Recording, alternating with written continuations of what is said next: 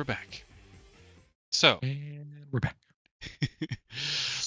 so what I wanted us to kind of touch on briefly was, we talked about it with ship sales and stuff like that. But do you think, that's going that's going to get worse, or do you think that's going to stay pretty much the same in 2024? Yeah, I know. I was not expecting you to phrase that the way you did. I know. Yeah, sorry. I I think it's gonna be about the same. I don't see a greater wave of new ship development. They'll probably keep or maybe even decrease the pace with which new ships have come out recently in the last year or so. So my expectation is we're not gonna see a lot of change in the ship development process. What we're probably going to see is higher prices. Um, and I think that we're going to see more what I'm hoping for, and I think this is more of my hope than it is reality, but what I'm hoping for is more monetization of the incremental microtransactions. Give me a thing I can buy for $1. Give me a thing I can buy for $5. Give me paints, give me guns, give me that kind of stuff. I don't think it's going to be a whole lot of $800 ships. Yeah, I don't think so. Now, that being said, this is supposed to be the year of introduction to capital, right? Right. So I want to be, like I said, new ships. I Got think it. that they will have the existing ship pipeline. Okay. You'll have your Krakens and your Idrises and your Javelins and your BMMs and all of that. Which, by the way, everybody, it's BM. Merchantman is one word. You're going to have the things that have already been sold. I don't think there's going to be a whole lot of buy the new Aquarius, which can house up to 300 crew. Like I don't see much of that coming down the pike because there are so many capital class ships that are just needing to be finished. Yeah. Why would they increase that pipeline significantly? I don't see that. Okay. So I think, yeah, I'm gonna have to agree with that. I think obviously they'll keep working on the ships we have coming out, and we're all impatient for the Galaxy. Absolutely, Yes. Tula. Oh, but I do have to make a point. The reason that I think the incremental stuff is going to be more important is because if we do get persistent hangers, you're going to have some interior designers going fucking wild.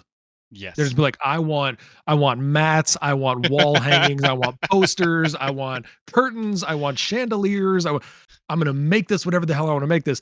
And all of those things are gonna cost like $299. Like Yeah. I see that happening. So that's why I think the incremental is maybe a little more realistic than I originally planned. But um I think that with persistence, you're gonna and base building, certainly, you're gonna have people decorating entire bases, not just Yes. hangars, Yeah. entire bases, not just dashboards. Yeah. So I could see $2 and $5 transactions stacking up real quick. Yeah, and so I just hope that they continue the way they've done it so far, which is they still make things available in game. I can still go search Oh, sure. derelicts Yeah, for yeah, the yeah. next 2 months and hopefully find a Star Kitten helmet. You know what I mean? Sure. Like, and I think that'll stay the same. So I think that's important to note, though. So it's not always just about making the money. No. I hope we do get something like the Kraken this year, although I'm a little skeptical on that coming out in 2024. But I think the Galaxy is definitely reasonable. I think the Mhm. Polaris is reasonable, and I think it stops Agreed. there. And Perseus is maybe a stretch. What do you think about the Odyssey? Ooh, I would love to see that one because I've been super interested in that ship for a long time, but I think that'll probably be, if it does come in very end of the year, if not early Q1 or Q2 of next year, because that's not a RSI ship, right? So you think 12 to 18 months for an Odyssey? I'd say 10 to 16 months. Just give Okay. them the benefit of the doubt that it might come in at the end of the year. But yeah, Well, but you and Aristava ours. were making the same point. RSI is the focus, so that means definitely Galaxy, definitely Perseus. Okay. So you know I'll, what I I'll go with mean? you guys. Yep. Because they said they wanted to focus on one building style, which is also the reason they gave for the merchantmen being put on the back burner. Um, I'm not so even that sure it's on the stove anymore. I think no, it's been put in the cupboard. It's in the freezer. It's in deep Yeah, freeze. I think it's in the deep freeze. Yep. Yeah. So So we know that there's a very good, strong chance we'll get all the RSIs. I think the Perseus might be the one that's a stretch because I believe that's the third on the list, and it goes Galaxy, Polaris, Perseus in their timeline. Be, But yeah. who knows? Things also change in development, and who knows how that'll go. But I think that's pretty reasonable to assume. I hope. I don't think this is the small ship year. I think we just went through that. Probably right. The Polaris. I'm looking at the Polaris right now. That's a capital class ship. For that thing to come out, it requires such a stable server. Right? So that's the other thing is it can these come out before server meshing, and that's a really huge question mark, I don't see how. Whoops. right? That That. chicken curry sounds nice, Gustavo. But you know what I Um. mean? Like there's a Anyways, couple so yeah, dependencies that I'm curious. And I think that's the right mindset is will these come out if the servers can't handle them? Probably not. no. We saw what the Hull C did. We saw that, that was it works. It opens, it closes, but not the cargo. Now, is Right. We saw that what the related Hull to the C did. ship? Probably not. We saw what the 890 did with low flying. Yeah, I mean, you can't put the 890 near the ground. Carrick So either. right, Carrick either. So I think that there's going to be fundamental structural problems with releasing those ships before server meshing. Server meshing, we got 6 months to go. Um, but that doesn't mean they can't finish developing the ship and then throw it into one of the 6 testing channels and just be like, okay, cool. We're gonna try this. It won't hit live. I think you've got summer, winter, maybe Yeah, definitely fall. You've got summer or fall before any of definitely the Polaris. yeah, That's a Christmas gift. Okay. yeah. That Okay. that's and then, somebody said sitcon. Yeah, Stylus said sitcon. I think that makes sense. Maybe Christmas, maybe a spooky Halloween gift. Who knows? But No, he was um, saying sitcon was where they said that the RSI was the focus line. oh yeah, yeah. Yeah. But then I think this year's sitcon might be a realistic time when we Sure. see a couple things come out, probably some announcement. But yeah. Mm. Now from there, let's switch over to Pyro. We talked about it briefly, but I want to talk about what do you think is going to be the main reason for anyone hanging out in Pyro too long? Because it's going to be pretty rough in terms of NPCs in the environment. Mm. There's a lot more NPCs at the bunkers or the outposts and stuff like that. Do you see people trying to run it solo, or do you see this being Yeah. something orgs are going to tackle mainly? Both. I think that it's going to open up for the type of player, not necessarily the size of the party, but the type of player. So I'll give you some scenarios. So the people that I see spending a lot of time there are real hardcore PvPers who don't want to worry about comma raise. Yeah. I think you're also going to see, true Ferengi kind of people like myself. The riskier the road, the greater the profit. And I bet you the profits in Pyro are pretty significant. Otherwise, why would a hauler go there at all? The Exactly. risk is just ridiculous. It's like I'm going to spend, what is it to the 7 million to fill up a hull C with gold or something, whatever it was. You know, if you want me to spend $7 million and then I'm going to go sell it in Pyro for 4, or I'm going to go sell it in Pyro and the risk of piracy is 5 to 1 what it is in Stanton. So, like, I don't see. It's got to make sense. So I think you're going to get the real Ferengi commerce folks. They're going to want to go there for really good money, drugs, illicit substances, illicit cargo, things like that. And then I think you're also going to have people who just prefer the aesthetics. They like the rough and tumble. They like the rugged, and they don't want the security of Stanton. And they're like, you know what? Yeah, I'm going to go be a loner. I'm going to go hang out in my bunker, and that's how I'm going to live my life. So I think it opens up a lot of different different experiences for different types of players. But I don't think it's going to be limited to either solos or orgs. I think it's going to do it for everybody. Okay. Now, I think there's a question mark really around piracy because piracy is going to follow where the people are, right? Or where the haulers are. And the big question mark I really have is, yeah, is there truly going to be a greater profit? There has to be to go from a spaceport in Pyro to bringing stuff to Area 18 Right. or Lorville to be sold. Or truly, if it's in a Hull C or Hull D, you're going to be taking it to the spaceport, and then people will then be taking that from the spaceport to the planet's surface, and so on and so forth. And you're going to be creating that chain, hopefully a bit more. Um, and really giving each of those cargo type ships their place in the game, right? Not everybody's just going to go for the C2, load up as much as they can, and go sell wherever it is, right? Right. Um, and then I think that also ties into the engine changes, and one thing we haven't really talked about, which is master modes. That's because I think neither one of us are master pilots. I told you I can find the ground, man. I'm good. He's a master at that. Yep. But no, what I mean by that is, I think it'll become more and more difficult to take these bigger ships into atmosphere, right? On moons or planets that Mm, do truly have an atmosphere. So I think mm. that will start to be pushed. Will that really be pushed to a towards or sorry, closer to their true vision by the end of the year? I think it's really hard to say because it ties into what we were talking about earlier, which is also the cargo, freight elevators, how that stuff's gonna work. But I think yeah, we need to know, hopefully before it actually comes out, okay, what commodities are we getting from Pyro? What commodity, like what are the prices? And more importantly, something that I don't think a lot of people have thought too much of is what does Pyro need because it's so desolate? Are we going to be taking in shipments of medical supplies and food to Right. stations in Pyro because they need it and they're willing to pay top dollar because they know it's not the most friendly of places for you to go? Yeah.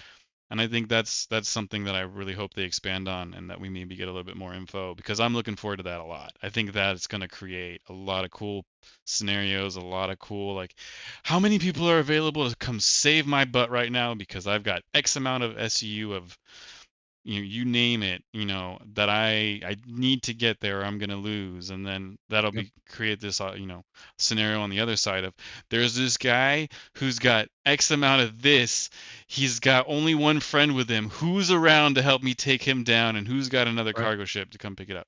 So I hope that becomes something that we see of. Now I think the other question marks around Pyro is the PvP, the bounty hunting, right? Um, I originally I think a lot of people started to think, oh, people are just going to camp the jump points. I don't think that's necessarily true. I think there'll be a pretty heavy UEE presence at both sides of the jump point. So I think those will probably be the safer places. I think Pyro's probably safest place may be the jump gate, the jump point back to Stanton, Yeah. or maybe that side is devoid of defense and all the defenses are on the Stanson side. But But that just means that you're going to have PvPers who are available to clear out the pirates. it's a good There's point too. always two sides to the combat. Yeah, exactly. You're going to have people that are, law enforcement basically, and they're going to play that role. So they'll do their RP, you know, basically, Cuddy Blue kind of a thing. Yeah, So they'll have those people, and then you're going to have, the lawful side that by that point maybe they have a Polaris, maybe they've got, and they're kicking ass in these bigger capital class ships, and they're like, yeah, sure, pirates, you want to show up? Have a nice day. I got 6 guys in turrets. You know, yeah, I'm standing outside the jump point because I got hired by, let's say, the Happy Haulers. They're going to be running cargo for the next couple of hours, and my Polaris is parked. yeah. So, yeah, you want to show up? Have a nice day. And I'm So, launching my snub fighters, and I've got somebody, yeah, and I think that's a really good point, and I think that'll be actually something that I will truly look forward to is that kind of expansion on on the battles, and I think this is going to be the first real moment that people are going to start to truly think about the fleet that starts moving around together, hmm right? And and that ties into like the Starfarer and the I mean, this is way down the line, but Kraken or stuff like that where you're thinking, okay, well, we need to go to Pyro. We're going to be holding this for them, so we're going to need supplies. So somebody's going to have, probably a Carrack because of the medical bed on it, because we probably won't see the Apollo by then.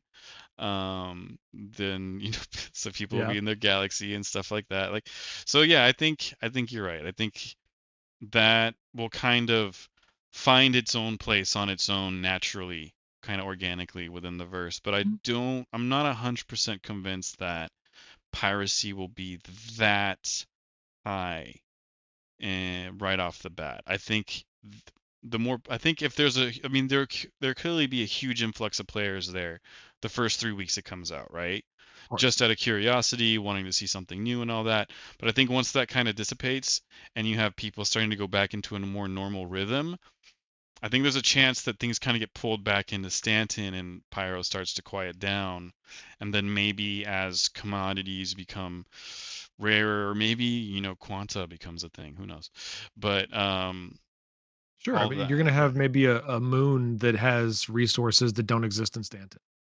I'm You can hoping have things that's the like that. case, yeah. You're going to have an asteroid field that is, to the point that was made in chat. Maybe it's an ice. It's just ice, and it's like, Yeah. cool. We don't have a whole lot of water here. Nitrogen. Could we just do liquid nitrogen runs? Um, things like that. So I think that's going to definitely be a valid game loop. But honestly, I do hope that some of the PvP is organically relegated out to Pyro, because I Yeah. think that that's going to help balance things out a little bit. Because I mean, I think we've all seen it where somebody is in chat and they're talking about, I can't get to Everest Harbor because somebody's Yeah. taken it over.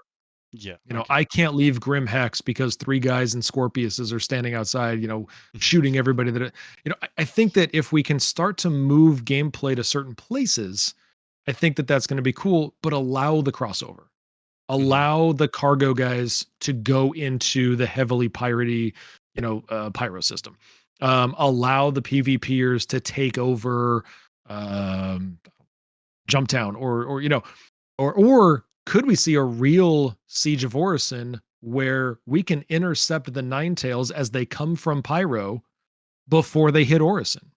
Can we Awesome. stop reinforcements? There's a thousand ways they could play this out, but I do think that there's going to be some organic gameplay that becomes kind of native to each system.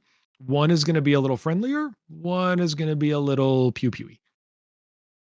I think so. And yeah, Stavo just mentioned blockade running is going to Right. become a thing. Yeah. Yep. I think that's going to be really cool stuff. So, but like I said, I think that some of the natural gameplay is going to become natively embedded in certain areas. It won't be restricted there, but it will certainly be more natural. Yeah. I can see that happening. I think, yeah, like I said, I think there will be some weird times or maybe some heavy fluxes one way or the other. Yep. But I think as it goes on, things will kind of stabilize. And I think that's important because I think I'm not trying to defend Care Bears or anything like that. I'm not one, but I think it's important for everybody who wants to play this game to kind of be able to find themselves in it and not always be harassed and stuff like that. And I think that's just the kind Exactly. of key thing to kind of take away and not necessarily creating a beginner zone. That's not what I mean necessarily, but you don't want that was the thing in World of Warcraft. Like you'd spawn into a place, you'd start doing your thing, and then somebody who's like 50 levels top above you comes and just destroys you and ganks you in 2 seconds. And now all that work is Right. like, well, I got to start over.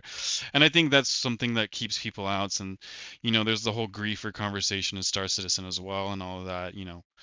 Um, and different mentalities on how to play the game. So I think one of the big pluses of Pyro is just more space, Yeah. more room for everybody to kind of do their thing. And like I think you're right. The having them, I don't know if it's necessarily right to call it a dedicated spot because it can happen anywhere, but having a more consistent area where you find yourself in dogfighting situations or being chased down or having people just trying to kidnap you and ransom you for money from your org or your buddies. I think it's good that it starts to naturally evolve into these areas where then it kind of coincides with the lore and adds to the game, right? And I think that's Yeah. also something that we don't talk about enough yet in the game because there is it's there, but it's not useful to us on a daily basis in the game to know this lore. And I think there's not enough to do where the lore truly becomes important because there's Vaughn, there's Testia, there's all these people who have their stories in the game already, but I don't think that many people truly are aware of what's what's going on behind them. Like what's the true story with Hurston? Like Do they Yeah. understand that like that place is just not friendly to people, and there's a reason why guns aren't sold on the surface and they're only sold up at Everest, and that the prison just happens to be on one of their moons and stuff like that. Like, and there are some great people who have dug into the lore, and there's a lot to learn there. But it's not really, it doesn't come up in game really that much ever. No. Mm-mm. So I I think have a lot. I will tell you though, I have a lot of fun. One of the greatest little adventures I took myself on was reading the backstory of Cousin Crow. really, I haven't read that one. Is that good? It's really cool how they fleshed him out and like where the nickname comes from and how he ended up a crusader. Like it was fun to learn. Does it mean anything in the game? No, not a damn thing. But you read it and you're just kind of like, this is fun. Like you could do episodic series about these people. Like the way that this has all been written out. And that's another thing where I have that conversation with CIG in my head. Do you need to have this many writers? Like I don't want people losing their job, but at the same time, if you could remove a writer and bring in a developer, maybe we get a merchant man faster. Like I want to fly the merchant man, not read about the merchant man. So if you could prioritize that a little bit better, I'd love to do it. But anyways, so No, I yeah, get it. And I think it's it's fun though. I also, think the yeah. lore is a lot of fun. I think we'll see. We'll get to truly appreciate that in the first episode 1 of Squadron 42, because we know he wants to make 2 more after that. So, Sure, yeah. um, so I think that'll be mainly from there. And I think the That was fact, that was actually the first machinima I did was a lore thing about Maria Hurston. really, Yeah, I did this, and it's terrible, but it's on is my it on YouTube YouTube? channel. You Is it can, on your? It's on your YouTube yeah, channel, it's right? called The Okay, cool. Lady I of know what to go Loreville, watch. and it's like 2.5. I forget what it is, but it's really short. But it's basically a tribute video to Maria Hurston, and it's called The Lady of Loreville. And it's just like me flying into her, whatever. It's kind of stupid, but but it was. I learned about the story. I read Mhm. up on the family, and I learned about the hospital, and I tried to get shots that were kind of representative of parts of the story, and just sort of the feeling that I always had because I was in the hospital a lot. Yes, So just from being a so I was master at like, finding the I'm gonna ground. tell a little story of this. So I have fun with the lore, but like you said, it's pointless in the game. Who cares? It doesn't Yep, do anything for us. not right now, and it's unfortunate. What's up, Garden Crane? Hey, Garden Crane. Um, so yeah, so okay, let's wrap it. We're gonna end on this. Squadron Thanks for coming, 42. Garden Crane. No, this is We're a gonna wrap this is our on this. Thanks topic. for being here. The Mhm. topic that we're gonna, talk about before we start to say our goodbyes is Squadron 42. So, okay, first Okay. question then is, was Yep. that something that you were at all interested when you found out about this game? So I have a weird short backstory to this. I Okay. am pretty positive. I am almost certain that the first game package I picked up had Squadron 42 in it. I've been told that that's not possible because I started playing a year and a half ago, and they were like, "No, it was gone by then." They were I wrong. could s I could swear it was in the pack. Either way, I'm pretty sure I melted that pack when I became concierge, like, "Oh, I don't need this anymore," and it's gone now.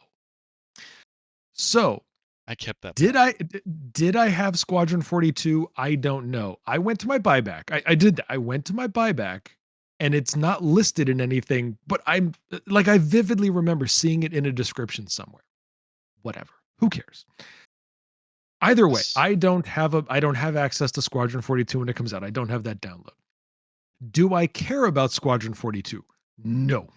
Okay. Like That short was, yeah. answer, No, no. but that's good to know. And there's a ton of people in this community of Star Citizen who don't care about it, who aren't here for that. Yeah.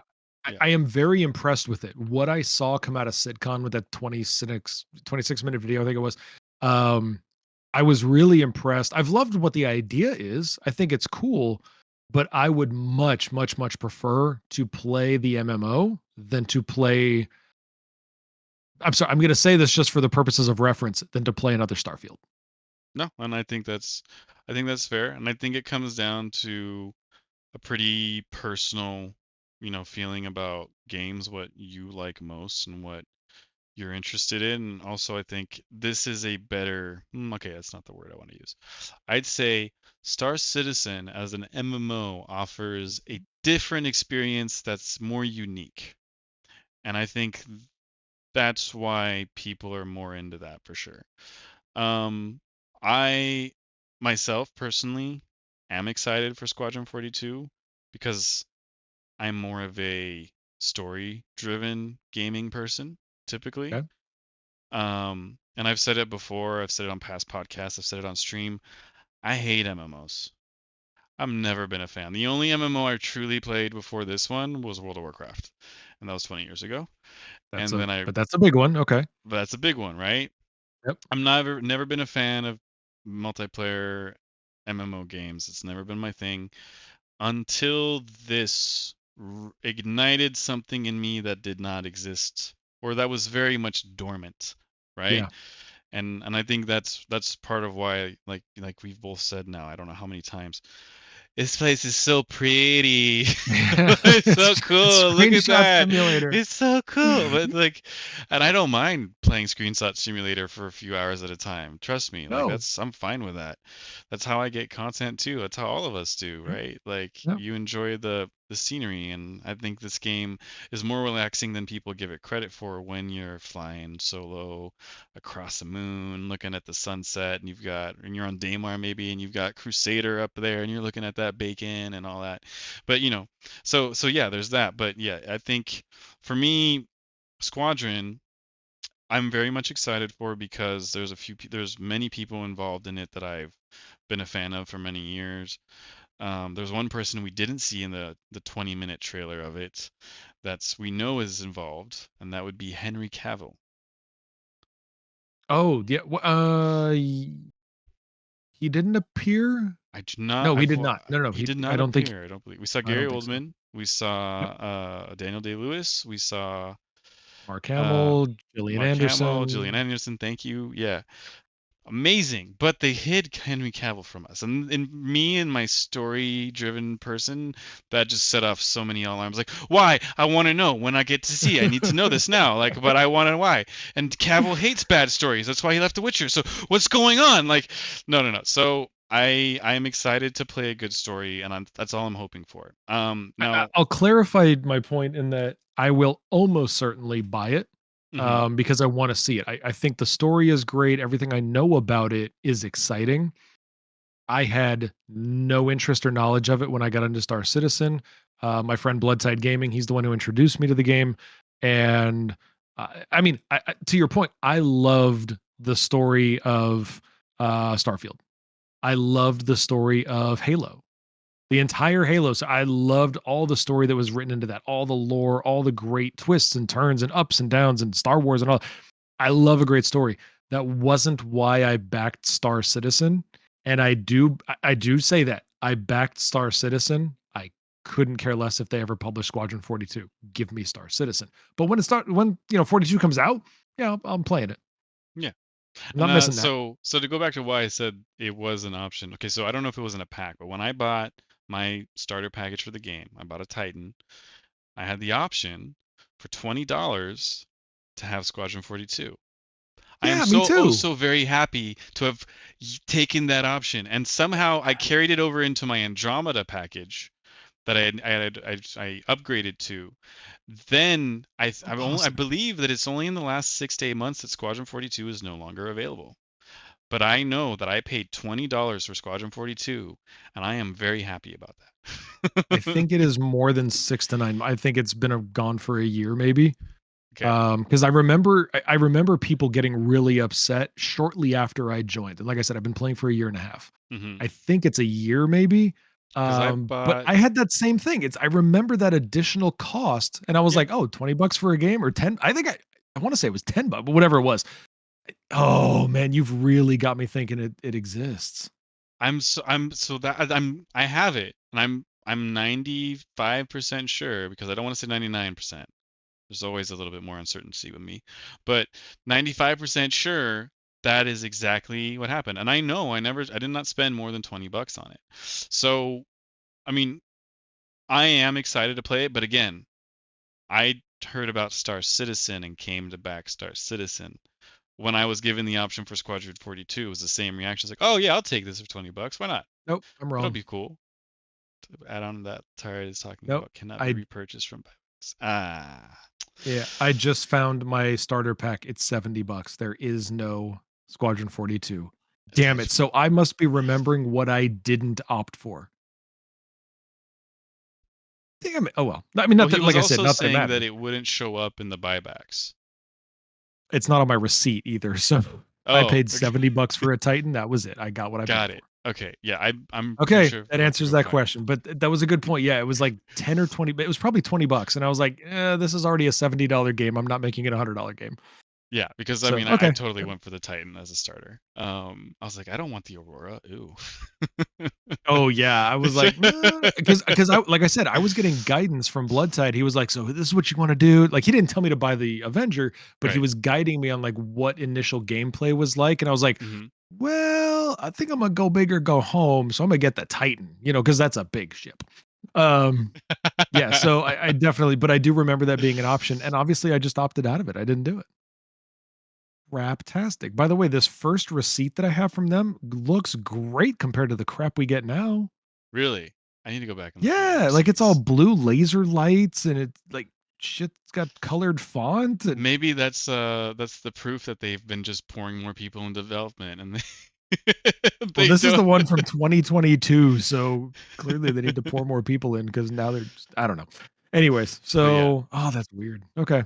But No, so it's do just you 70 think bucks. I mean, I think what I'm hoping is that Squadron 42 also bring in a new influx of players. Kind of like a lot of us were hoping Oh, Starfield would help 100%.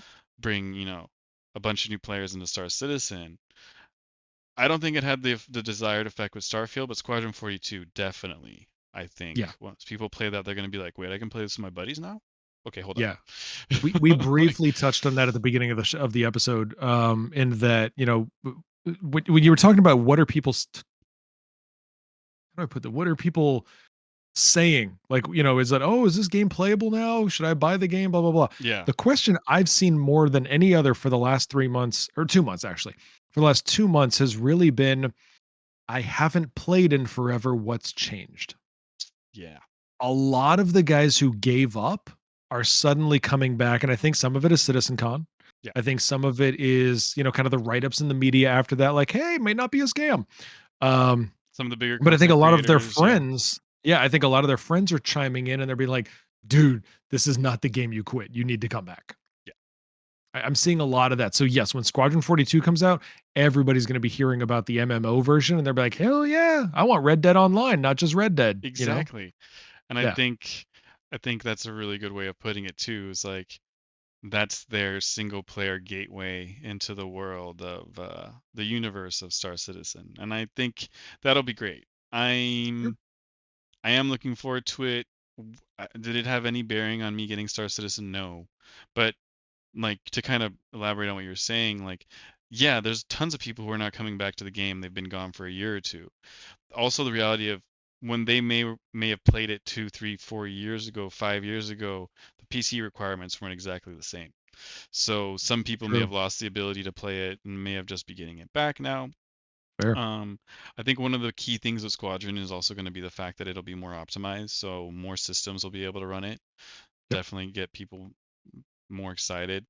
And I think, yeah, let them take as long as they need on the polish. If we get it in November of 2024, I'm okay with that Sure. because, well, I mean, that with the understanding that it's been thoroughly vetted, tested, we're gonna have a good single player experience, not something that's just gonna crash on launch or be Yeah, it can't be buggy a or Redfall. It can't no, be it no, no, can't no. be these things where everybody's like, "Oh, the big developers don't care. They'll release a buggy product." If you're an indie, you gotta release the right product, otherwise you lose credibility. Absolutely. And I think this last year in 2023 in terms of gaming was a huge year for indies because so many AAA blockbuster studios did not deliver what we were all hoping or expecting. Yeah. Um, and Redfall is a great example of a game that was just,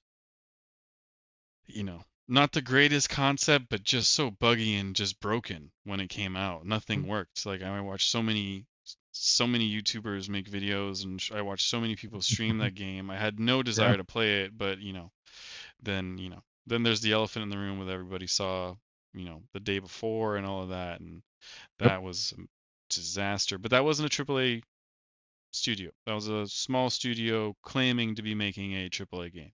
That was different. Well, I mean, you can stick in the AAA category. Let's stay in there and talk about Skull and Bones. That Oh, looks like it's going to be a disaster.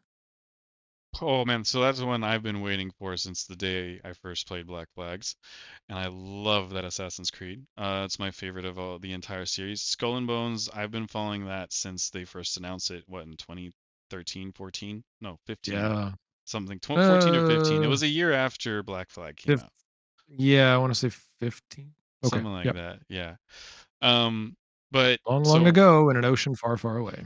but then again, a game, and that kind of goes exactly what I was saying earlier. There's more and more games coming out now that are having the same development time as Star Citizen, but that aren't getting but most of them aren't getting nearly the amount of flack that Star Citizen gets. Skull and Bones is a perfect example of a game that's taken 10 years to develop at this point, especially when you're talking about something that was supposed to branch off from what Black Flag was and just one mode of game. Um, I did stream it. I did play for an hour and a half. Um, it's World of Warships with pirates. Okay. It's Yep. going to be bad. And for me, I don't think it's something I will enjoy. I've spoken to people, other streamers, people in chat who are like, "Oh no, it'll be fun. I think it'll be great. I've already played so much of it." I don't see how they're going to truly find that much enjoyment 2 weeks, 3 weeks, 4 weeks down the line. You may have fun for an afternoon or an evening with your friends because you're all playing it together, but I don't think anyone's going to wake up the next morning going, okay, you know what? I'm going to see if who's available. We're going to go destroy it. No, I don't. Yeah. I think Sea of Thieves will probably still stay above Skull and Bones.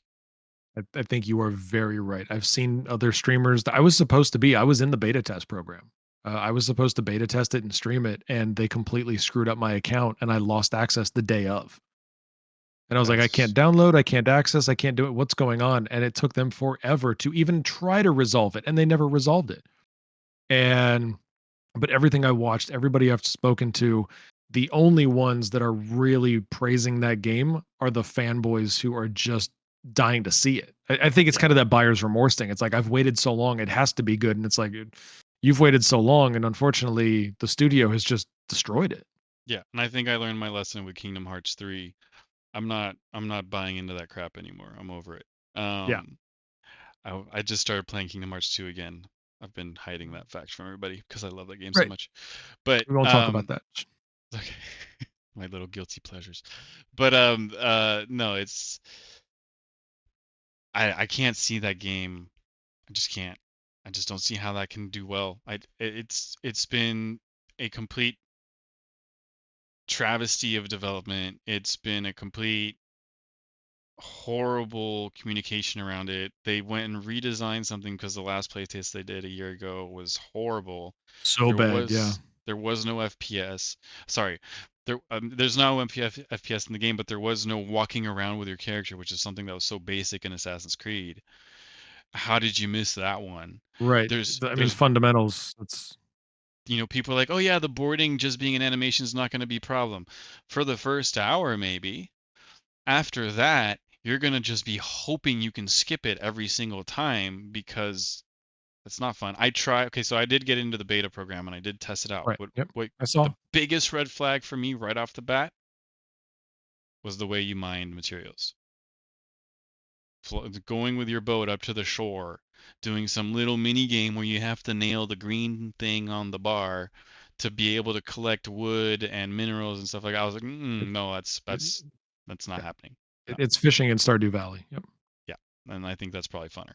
So, but yeah. Anyways, back to Star But Citizen Squadron. yeah, Yeah, back to the point, which yeah, is this is why Squadron 42 has to take the right amount of time. I don't care how long it is, I don't care how short it is. It has to take the right amount of time. They have to release a functional game, or everybody is losing faith in Squadron 42. They're losing faith in Star Citizen. They're losing faith in CIG.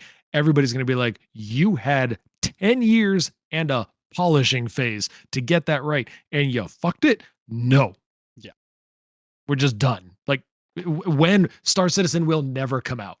If that's what it took after 10 years and you couldn't get that right, and that's a single player, this Star Citizen will never get released. Fuck beta. That's never happening. Yeah. Be happy you're still in alpha at that point. Yeah, Like, no, it's exactly. it's like, Yeah. no, and that's a great point.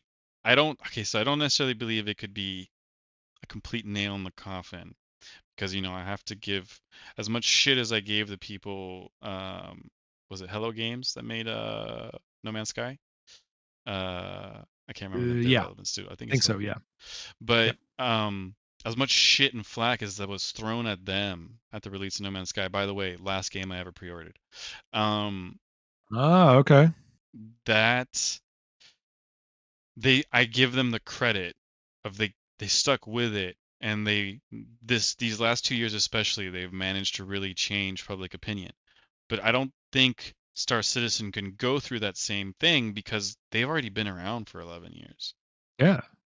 We Yeah, Again, I'll take your yeah, word. It's not. I'll use the same phrase. I don't think it's a nail in a coffin, yeah, but I think it would be such a dramatic um, setback. I think it would be such a dramatic loss of potential new funding because yeah. that's what we all are. Hmm. I think a lot of people would look at that moment and say, "Yeah, I was right. Scam Citizen." Yeah, and that's exactly what I don't want to see happen. Is Right. I don't want to be like, crap, I fell for Scam Citizen. You know what I Right. mean? I don't.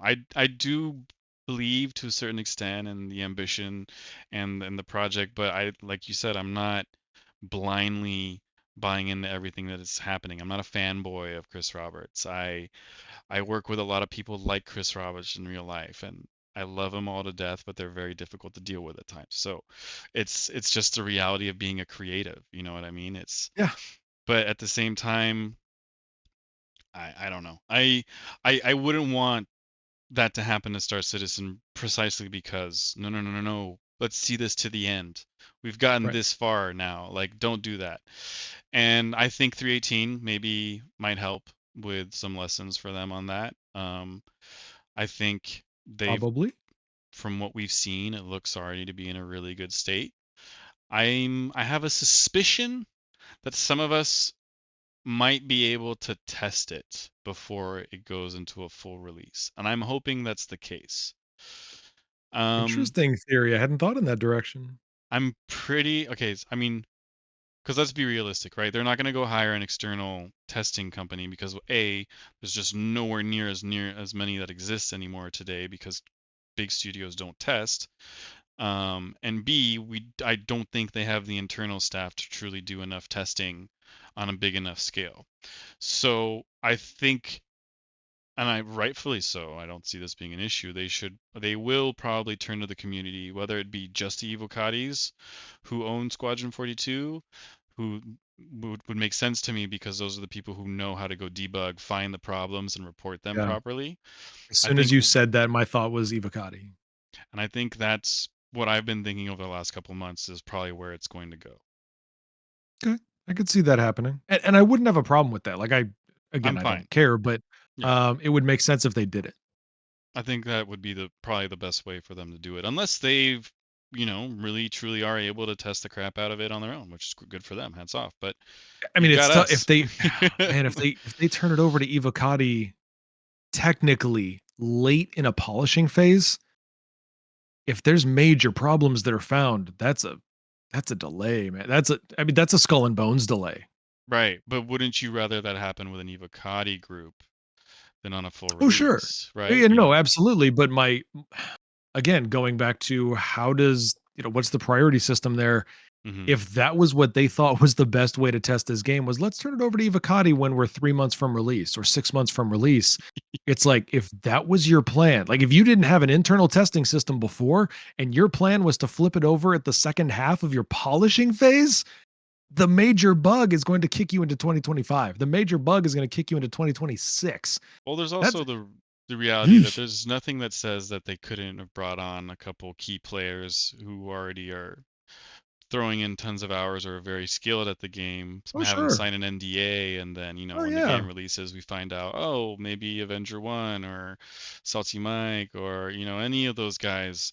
Maybe some of them got involved, and were actually able to try it out, but they just had to keep quiet because of NDAs and stuff. That's happened before in the past. Sure. So I don't see that. And I'm not necessarily with Star Citizen, but with other games, so I don't see that necessarily being out of the question. Um, I'm pretty Well, there was that guy who he developed those and I just got shown to them by somebody in my community, Rooster Gizmo. He nice. just showed me that series of fan made videos for Warhammer. Like Which really, really ones? like a high end. I don't remember the guy's name. I don't play Warhammer, but I mean, they were super high end machinima kind of like videos. There was a whole series of them. They were so good that they just hired him. And they were like, cool, you're making content for us now. Like that's how much we loved your crap. So, could they have done that with like like you said, like a salty mic or something? Um, sure. And that'd be cool to do. Get the people who really love and know your product. That's a fine testing base if they know how to test, if they know how to be proper alpha tester kind of things. Yeah, no, that sounds good. And I hope, and this is my hopium 100% talking right now. God, I hope I really hope nobody finds like a game-breaking error right now in the next 6 months. Like, please, oh, please, that's not a thing. Like, no, uh, I will point out the fun irony of your channel being 18 plus and yet Night Mod got modded for the word bitch. oh yeah, That's I pretty love funny. I love Nightbot. She's my Yeah. best friend. She's I don't know how long she's gonna stick around, but she's great. I'm just It's saying that like, you're auto modding, mild bad words in an 18 plus channel.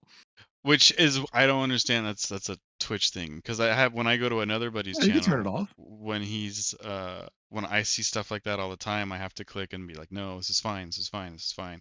Maybe I Yeah, you can maybe I turn that misclicked off. something. I'll have to go double I check. just shut off auto mod in Oh, Twitch. okay. I thought it was It's off. it's auto mod doing it. It's not night mod. It's auto mod that is modding night mod. So yeah, if you just turn it off, it'll kill. Anyway, Good point to being, know. Okay. um, Sorry. so yeah, could they have hired somebody? That'd be great. If hopefully there are none of those bugs. Hopefully internal found all the stuff, and they really just need to polish. I would Yeah. imagine that's why they moved into this phase. They're pulling But so many people off, right? Yeah.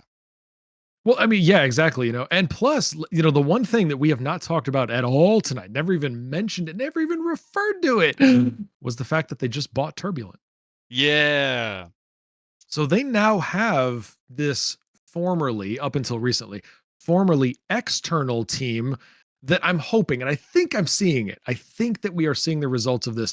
They can step in and say, um, that's not how you should do that. Like before you bought us, we were really good at this, and maybe you should stop doing what you're doing and Yeah. let us guide parts of So I think Turbulent has brought what I've called, very sarcastically, but what I've called sort of grown up supervision to this. I think Turbulent has stepped in and brought in some processes and some proper game dev, maybe some policies. And they're just like, look, you loved working with us because we got shit done. So maybe you learn from us too. You don't just buy us, maybe you also learn from us and maybe we get more done. Because now we've got, ever since Turbulent came on board, now we've got 6 testing channels. Now we've got all these different waves. Now we've got all these different parallel progressions as opposed to series progression. So I think Turbulent has done some good stuff. I think so too, and I think this is also a credit to CIG for the way they've structured things over the last year or two with the staggered development starting to pay off. Where teams are Yeah. working on different things at the same time, not necessarily in succession, and they're just all starting to come together. And I think that's a good thing. And I think Turbulent is a good thing to bring up because yes, that's a company that had experience, that's worked on other projects, that's seen things that work and things that don't work, and they're a team of what, 300 to 400 people, something like that. I don't know how big Turbulent is. I think they were about 300, 400 because they pushed the total of the staff of CIG now above 1,000. I think they're at 1,100 now, including the people from Turbulent. Dang, okay. So yeah, there's a few That's people. crazy. There's a few Yeah. people now on this project. But Oh also, yeah. hold up. Quick statistic just to kind of compare. GTA 5 was 7,000 people working for about 9, 10 years on that game. Yeah. But that's Rockstar, right? So Yep. that's them.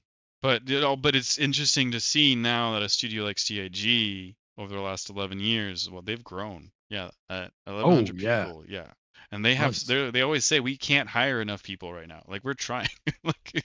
so I think Well, who was it? Was it oh god, I'm going to attribute this to the wrong person, but maybe it was Mac in chat way at the beginning of the episode was saying, if everybody buys the 48K Legatus package, that'll help with development. Hurry up. you know, it's like, yeah, it yeah, probably was him. that's gonna help pay for a developer. You Yeah, know, I mean, you can put a down payment on a house, or you can buy the Legatus pack. yeah, Priorities, yep. priorities. But no, You and can you can support your spouse or fly every ship in the game. Your choice. yeah, kid goes to college, or Right, exactly. like, You but fed a neighborhood or yeah. so all right. So I guess closing thoughts, like on an overall general feeling, what, how are you? I think you've touched on this a bit, but like just kind of give us your like what your just general feeling. How do you feel going into this 2024 with regards to Star Citizen now, with everything we talked about, kind of thinking about it? Like, is this a positive, negative year? It is a positive. When I did the React video, I had never done so on my YouTube channel. I did a React video to the Star Engine video when it got dropped onto YouTube, not the one at CitizenCon, but the one that Right. got dropped onto YouTube after a little bit of polishing and they cleared up some, added some cool stuff to it. But it's still the one continuous shot. When I did that React video, I had never done a React video ever, but I think I said 6 minutes into that video and I was ready to buy Squadron 42. I was ready to invest in CIG. I was like, this is the shit right here. This is why we play this game. This is what we're excited about. I was like, I'm going live right now. I'm just going to react just in person. I'm doing this right now. 2024, like I said, I think 2023, the end of 2023, not the beginning, the end of 2023, I think showed where this is going, where it can go, how we get involved, how fun it can be, etc. 2024 is going to be where we start to see that start to come to life. Is it the end of it? No. But I think 2024 offers a lot of great opportunities for new tech testing. I think it offers new opportunities for players. I think it offers new opportunities for the community to grow and bring in people. 2024, I think, is going to be a great year. And I think 2025 is still very much up in the air because we don't know what Squadron 42 is going to do. We don't know when it's going to release. We don't know how far along they're going to be in polishing or publishing. So I think 2025 could literally be a grab bag of great or terrible. But I think 2024 is going to be a very strong year for the game, for the testers, and for the eventual world of Squadron 42. I'd have to agree. Though the only, I mean, for me personally, I feel positive, positive and hopeful for the year. Positive because we've seen so much in the last 3 months, and hopeful because of everything that's announced. And even though we won't talk about dates, there's a lot coming, and there's chances that it comes. We've been surprised recently with a couple things, and I Yep. hope that continues. This is where my hope is I hope it continues. I hope we get to see some stuff. The reality is, if we see half of what they've announced, I think I'm still happy. You know what I mean? Agreed. I think I'm still happy. I think I'm happy as long as we're moving forward. I'm right there with you. And that's all I like to see is progress moving forward. Communication, if they continue like they have been in the last couple months, I think that's a good start. There's always better ways to communicate, more you can say, but hindsight's also 2020, right? The one thing And I would also like, our expectations are different from their needs. They don't need yes, to communicate everything just because we want them to. absolutely, 100%. And I think that's also something that as a community we're better off remembering than not. The one thing I do want to say though, and here's one thing I do truly believe, call this a prediction or whatever, I don't think Star Citizen can release in 2025. It has to release in 2024, and I'm Squadron, you base mean? the Squadron, yes, thank you, sorry. And I base this entirely off the fact that GTA 6 is coming out in 2025. And most game studios are not going to be releasing anywhere near the release date of GTA 6. They're going to stay very far away, and I think we're going to see bigger studios pushing to 2026 or hurrying to get in on 2024 and fix as they go in 25. than releasing anywhere within the 4 months before or after GTA 6. Before, maybe up to 2, 3 months before they might, because there's enough time for them to bank on the game. But the month before GTA 6 and those 6 months after, I hope we really like GTA 6, and I hope that Squadron 42 has come out in 2024, and we can look forward to the Star Citizen universe continuing to be built in 2025. Because if you do that, you're shooting yourself in the foot a bit if you release in 25. Now, I wouldn't hold it against them. Like we said, if you guys need more time to make this solid, great, do it. But if you guys think that you can push it to the same release time as about GTA 6, well, I really hope you got enough money with your backers before then, because it's not Squadron that's going to boost you to the next one. And now I may be, Yeah. I may be a little bit pessimistic on that. I might be giving too much credit to Rockstar and GTA 6, but let's take things into account. GTA 5 is 10 years old last year, and it's still one of the most played and viewed games in the world. And Red Dead Redemption 2, I think last month was the number 2 game on Steam. Not played, bought. right, they did, which was That's hilarious. Red Dead.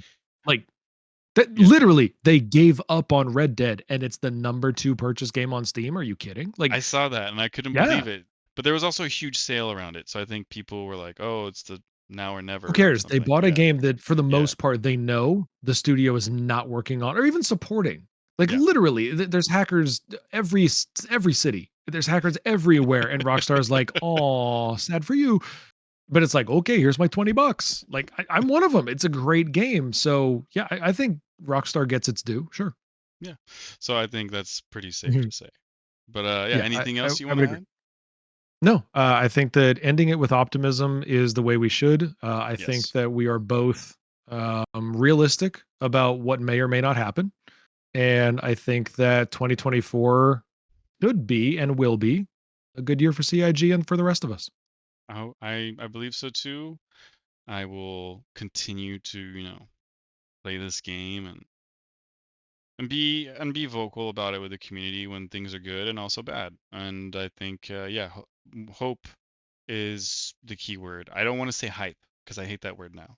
And Oh, hype means nothing. Hope, from what we've seen, what they've shown, yeah, yes, I'm I'm going to definitely. slightly disagree. Hype has a wonderful meaning when the word train follows it. Yeah, we love those. All I'm saying, hype has value. But all We do right, love everybody. hype. It just has to have the word train. All right. Just another shout out for Papa Juggernaut. I am so grateful for him joining us tonight. This was great. I had so much fun. I think we covered a lot of interesting topics in the game, about the game and the universe and CIG that, you know, we don't get to talk about enough typically on a stream or something like that. So yeah, this was great. Thank you so much, all my peoples, or all the peoples here. Please go show him some love. Go drop that. Go smash that follow button. Not twice though, because then you unfollow and that gets really annoying. But yeah, just go show him some love. And go check out his YouTube. Go check out his TikTok. This will be up on TikTok. Oh, sorry, not TikTok. This will be up on No, it won't. YouTube. It's too long for that one. No, yeah, no, that was the wrong one. But this will be up on YouTube. I want to say soon, but I think I'm gonna have to cut it up into 2 episodes for YouTube's because of the length. With I know, that, right? The shortest 2 hours ever. but I mean, it's see, like I didn't feel like this lasted that long to be honest, because there was a lot to talk about, and yeah, and you're a very fun person to talk about it with, and very interesting, Thank uh, you. and I think we need to hang out in the verse a bit more together. So Yeah, good we'll. times. And I do appreciate you doing this at a night. Oh, Days are really, really tough for me, so I appreciate you hanging out when I was able to.